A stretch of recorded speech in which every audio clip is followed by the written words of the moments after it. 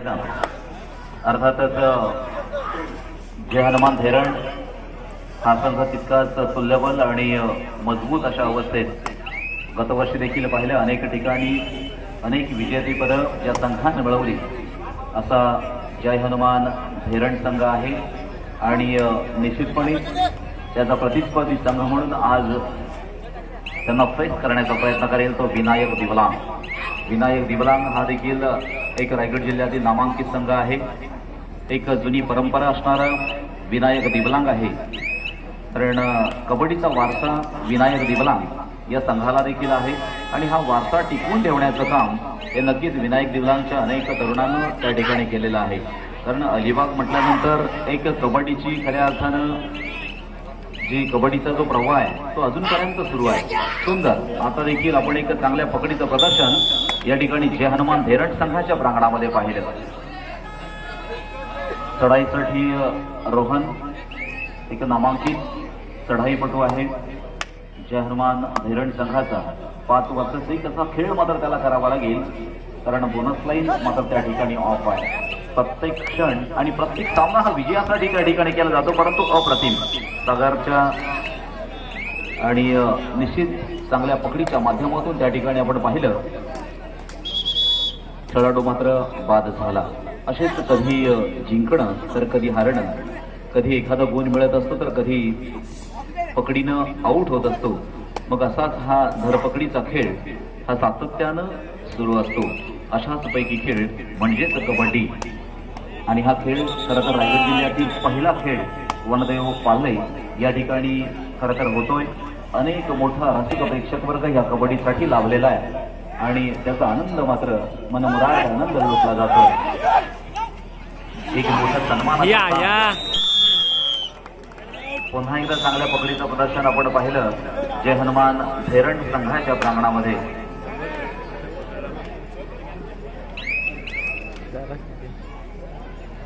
पुढील संघांना देखील तयार करायचा। मैदान क्रमांक 1 साठी मातुरछाया कोरडूस वसेस जय हनुमान सरी, तर मैदान क्रमांक 2 वर चालू सामना जय बजरंग बेली वसेस जय हनुमान खारांबोली।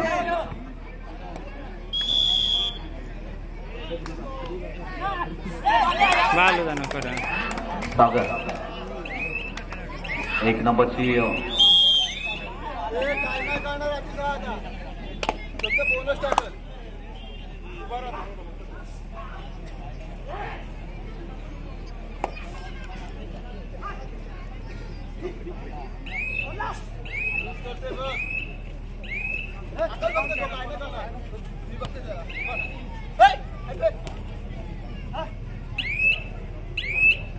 लक्षात घ्या मैदान क्रमांक 2 वर चालू सामना आपण पाहतोय जय बजरंग बेली वसेस जय हनुमान खारांबोली। हा सामना संपल्यानंतर त्या ठिकाणी होणारा सामना असेल सत्यनारायण नवेगाव वसेस शिवाई बांधण। दुसऱ्या फेरीचा पहिला सामना मैदान क्रमांक 2 वर याची देखील आपण नोंद घ्या। सोनू क्या बात है, जबरदस्त खेळ आपण त्या ठिकाणी पाहिला। एका चढाईमध्ये 1 2 3 4 तर किती 6 एक जबरदस्त मोठा षटकार अफलातून केली। एक उत्तम चढाईपटू म्हणून आपण या ठिकाणी त्या खेळाडूला पाहतोय।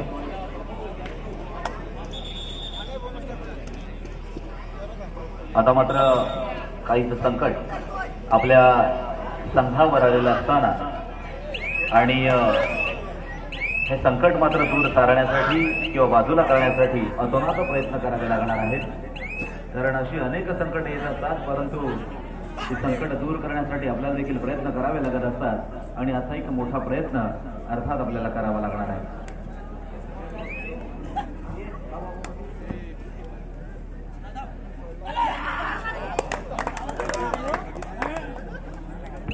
स्कोर आपण त्या ठिकाणी पाहतोय 4-12 8 गुणांची आघाडी। दुसऱ्या फेरीला सुरुवात होते। मैदान क्रमांक 2 वरचा चालू सामना संपल्यानंतर दुसऱ्या फेरीला सुरुवात होईल, ज्यामध्ये पहिला संघ असेल सत्यनारायण नवेगाव वसेस शिवाई बांधण।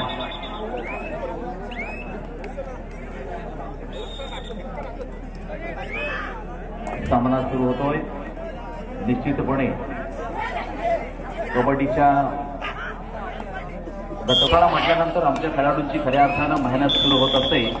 आणि मग मात्र मोठ्या आतुरतेनं या कबड्डीची आमची सगळी कबड्डीची मंडळी अर्थात खेळाडू मात्र वाट पाहत असतात ह्या नवीन सीझनची. परंतु ह्या वर्षीचा पावसाळा मात्र 4 महिन्यांऐवजी सतीश भगत सर 7 महिने पावसाळा राहिला आणि आमच्या कबड्डीला मात्र थोडासा थांबावं लागलं.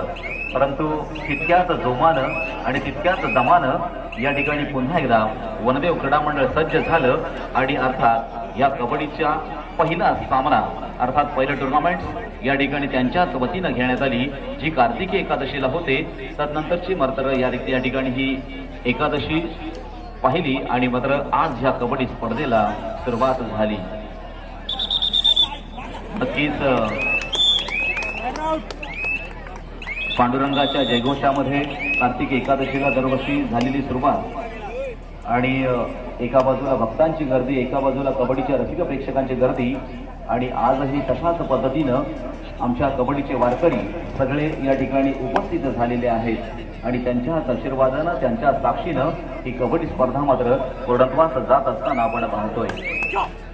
अनेकांच्या मेहनतीतून साकारलेली, अनेकांच्या परिश्रमातून साकारलेली, अनेकांच्या श्रमदानातून साकारलेली, अनेकांच्या आर्थिक योगदानातून साकारलेली आणि अशी ही भव्य आणि दिव्य स्वरूपाची कबड्डी स्पर्धा आज मात्र आपल्या समवेत आपल्या समोर या ठिकाणी संपन्न होत असताना आपण पाहतोय.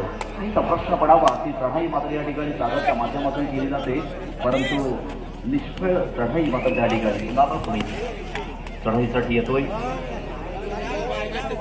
एक मोठा विश्वास आपल्या मनामध्ये बाळगून प्रतिस्पर्धी संघावर मात करण्यासाठी या ठिकाणी निघालेला चढाईपटू आहे.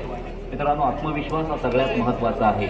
आपण खेळ करत असताना कदाचित समोरचा काय म्हणेल, समोरचा काय चिंतेल, समोरचा कशा कमेंट करेल त्याहीपेक्षा आपण आपल्या आत्मविश्वासावर, आपल्या विश्वासावर प्रतिस्पर्धी संघावर मात करण्यासाठी ज्यावेळेला निघत असतो ना त्यावेळेला मात्र ती खेळीच वेगळी असते.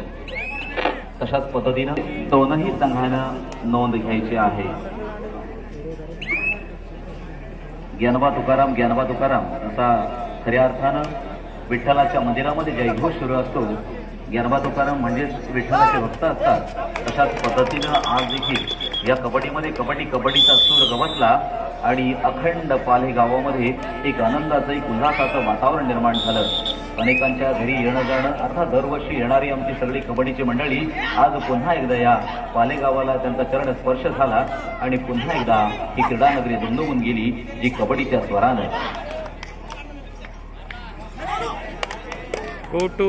तिकडे 5-4 तो सुद्धा एक अटीतटीचा खेळ म्हणायला हरकत नाहीये. बजरंग बेली वर्सेस खारांबोली. बजरंग बेली म्हणजे अलिबाग तालुक्यातील संघ, खारांबोली म्हणजे मुरुड तालुक्यातील संघ, असे अनेक तालुके एकवटले आणि खऱ्या अर्थाने या कबड्डीची चुरस मात्र सुरू झाली. 5-5, 0-5 असा गुणफलक मैदान क्रमांक 2 वर त्या ठिकाणी लागलेला असताना सूरज सालावकर चढाईसाठी बजरंग बेली या संघाकडून त्या ठिकाणी जात असताना पाहतो. रोहन मात्र अजून एक खेळाडू आपल्या संघासाठी या ठिकाणी मिळवतोय. कधी आघाडी तर कधी पिछाडी असं वर्चस्व अनेक वेळेला ह्या कबड्डीमध्ये आपल्याला पाहायला मिळत असतं.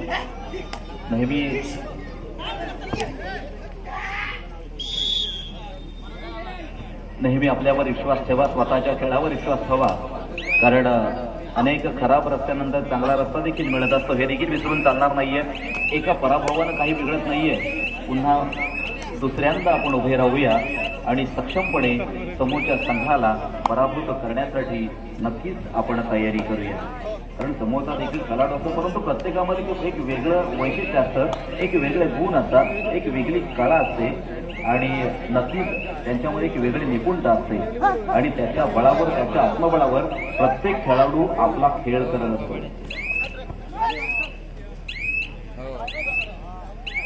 मित्रांनो, हेच आत्मबळ आणि हाच विश्वास, हाच कॉन्फिडन्स आपल्यामध्ये निर्माण होण्यासाठी आपल्याला सरावाची गरज आहे. हे प्रत्येक खेळाडूंना लक्षात घ्या. कोणीही मोठं होतं सहज मोठं होत नाहीये.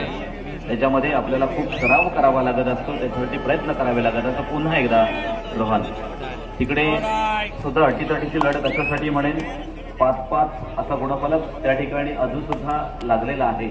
मग दोनही संघ स्ट्रॉंग आहेत. मैदान क्रमांक 2 वर बजरंग बेली असेल किंवा जय हनुमान खारांबोली असेल. खारांबोली हा संघ देखील एक नामांकित संघ आहे मुरुड तालुक्यातील आणि बजरंग बेदी हा देखील अलिबाग तालुक्यातील नामांकित संघ आहे।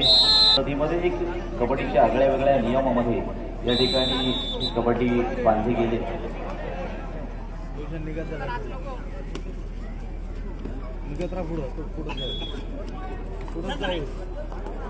तिकडे सुद्धा आपण मुरुड संघाकडनं पाहतोय चढाईसाठी 6-5 असा गुणफलक खाराबोली संघाकडनं रतीश आणि निश्चित सामनाधिकाऱ्यांच्या भूमिकेमध्ये अनिल राऊत असतील, जगदीश पोईलकर असतील आणि प्रवीण कदम असतील असे त्या ठिकाणी सामनाधिकारी म्हणून काम पाहत आहेत। कार्यपाहकाची सगळ्यात महत्त्वाची भूमिका ही सामनाधिकाऱ्यांवर अवलंबून असते। डोळ्यात सैल घालून त्या ठिकाणी स्पर्धेचं निरीक्षण करावं लागत असतं आणि निर्णय मात्र द्यावे लागत असतात। मित्रांनो, हे सुद्धा आपल्यातील खेळाडू असतात, त्यानं कबड्डीची सेवा केलेली असते। अनेक हे कबड्डीच्या सगळेच म्हणायला हरकत नाहीये, हे कबड्डी खेळून पंच परीक्षा देऊन त्या ठिकाणी पंच झालेले आहेत। आपलं कर्तव्य आहे, कारण भविष्यात तुम्हाला भविष्यात त्या जागी उभं राहायचं आहे। त्यामुळे हे देखील महान आपल्याकडे असू द्या म्हणून काही कमेंट असतील किंवा त्यांच्यावर अंगावर जाणं किंवा अजून त्यांच्याबद्दल विविध कमेंट करणं हे सुद्धा मित्रांनो आपण समजून घ्या। सामना संपायला शेवटची 5 मिनिटं। सचिन पाटील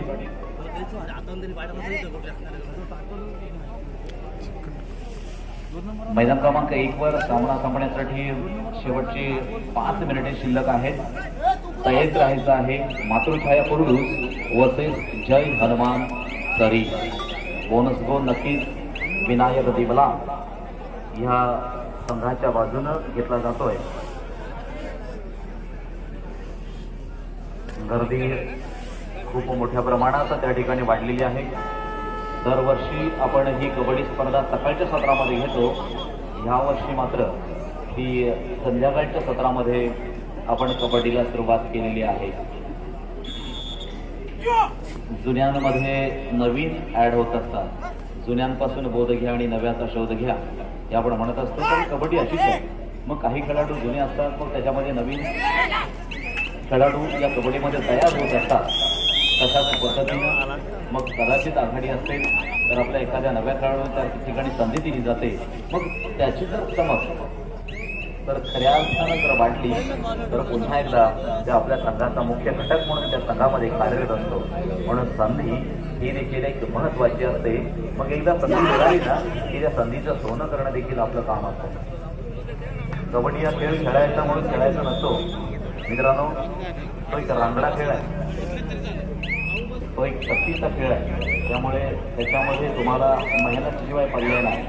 मग नकोत अश्रू घाम हवा हा नव्या युगाचा मंत्र नवा, हा मंत्र प्रत्येकानं जोपासलाच पाहिजे।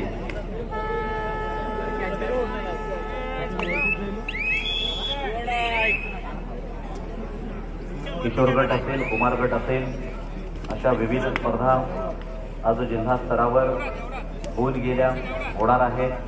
प्रौढ गट हा देखील भविष्यात होणार आहे आणि प्रौढ गटासाठी सुद्धा एक जय्यत तयारी प्रत्येक संघ मोठ्या दिमागदार पद्धतीनं करत असतो।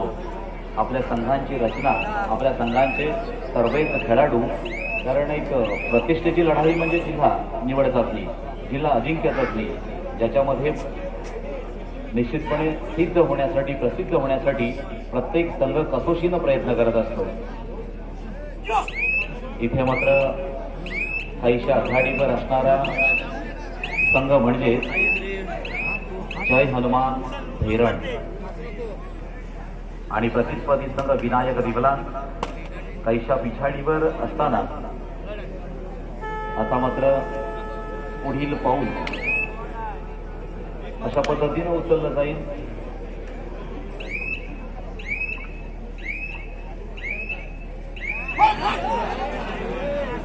आजच्या कबड्डी स्पर्धेसाठी विविध बक्षिसे या ठिकाणी आहेत। प्रथम क्रमांकासाठी रोख 30,000 रुपये जे निखिल मयेकर यांच्याकडून देण्यात आलेलं आहे। द्वितीय क्रमांकासाठी रोख 20,000 रुपये जे सुरेंद्र नागलेकर साहेबांकडून देण्यात आलेलं आहे। तृतीय क्रमांकासाठी 15,000 रुपये जे सचिन राऊळ डॉक्टर सचिन राऊळ यांकडून देण्यात आलेले आहेत. तसेच चतुर्थ क्रमांकासाठी 15,000 रुपये जे वनदेव क्रीडा मंडळाच्या माध्यमातून देण्यात आलेले आहेत. प्रथम क्रमांक चषक, द्वितीय क्रमांक चषक, तृतीय क्रमांक चषक, चतुर्थ क्रमांक चषक हे सगळे कैलासवासी दिलीप पांडुरंग म्हात्रे यांच्या स्मरणार्थ लीना जयदीप भगत यांकडून देण्यात आलेले आहेत. अर्थात अनेक बक्षीस आपण जी ह्याच्यामध्ये पाहतोय ना, ही स्वर्गीय दिलीप पांडुरंग म्हात्रे यांच्या आणि असे अनेक कबड्डीचे कार्यकर्ते खेळाडू हे कबड्डीमध्ये अजरामर राहत असतात. त्यांच्या आठवणी कायमस्वरूपी मिळत असतात.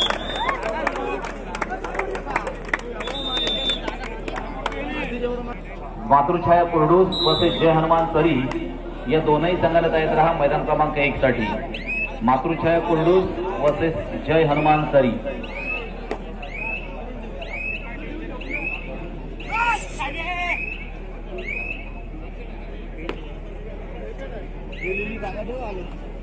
कोण नाही घेणार.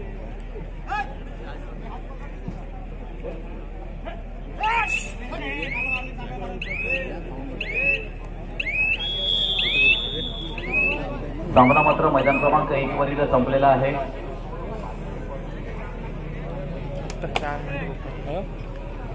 मैदान क्रमांक 1 वर हजर व्हायचं आहे.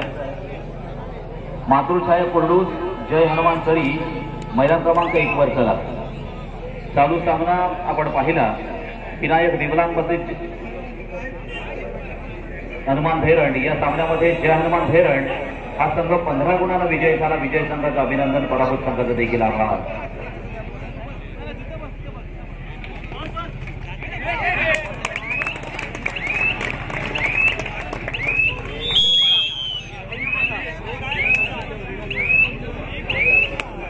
विनायक दिवलांग आपलं सन्मान चिन्ह आपण घेऊन जायचं आहे. प्रत्येक पराभूत संघाला आपल्या स्पर्धेची आठवण म्हणून आपण खऱ्या अर्थाने या ठिकाणी सन्मान चिन्ह देतोय. मी मंडळाच्या पदाधिकाऱ्यांना विनंती करणार आहे या ठिकाणी सन्मान चिन्ह वितरित करायचं आहे विनायक दिवलांग संघासाठी जे आराध जयदीप भगत यांकडून देण्यात आलेलं आहे. धन्यवाद.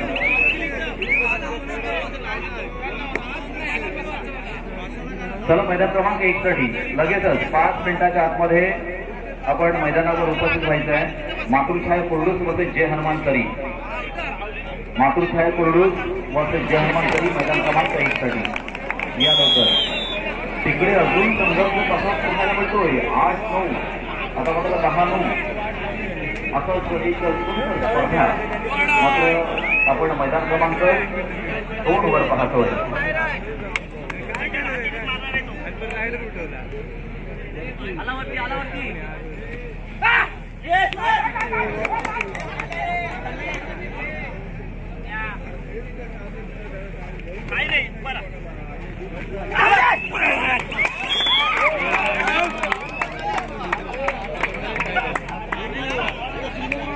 तर या मैदान क्रमांक 1 वर मातृछाया कुर्डूस वर्सेस जय हनुमान सरी पहिल्या फेरीतील शेवटचा सामना.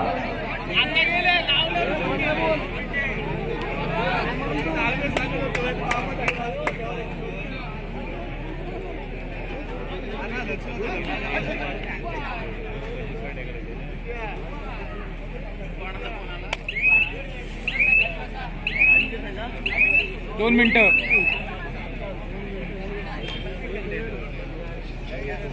धन्यवाद. या ठिकाणी मातृछाया कुर्डूस हा संघ मात्र मैदानावर उपस्थित होत असताना आपण पाहतोय. मातृछाया कुर्डूस प्रतिस्पर्धी संघ आहे जय हनुमान सरी.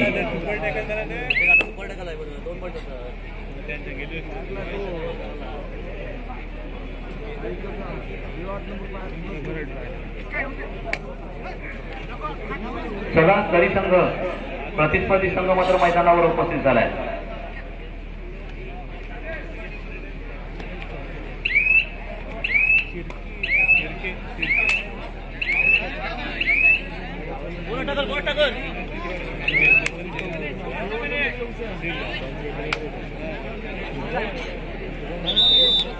या ठिकाणी मिळाले जय हनुमान सरिया मैदान क्रमांक 2 हा सामना संपल्यानंतर त्या ठिकाणी दुसऱ्या फेरीचा पहिला सामना सुरू होईल. सत्यनारायण नवेगाव वर्सेस शिवाई बांधण आपल्या फेरीमध्ये. चला जय हनुमान सरी लावा टाइमिंग. कडक होईल सामनाधिकारी लावा टायमिंग जय हनुमान तरी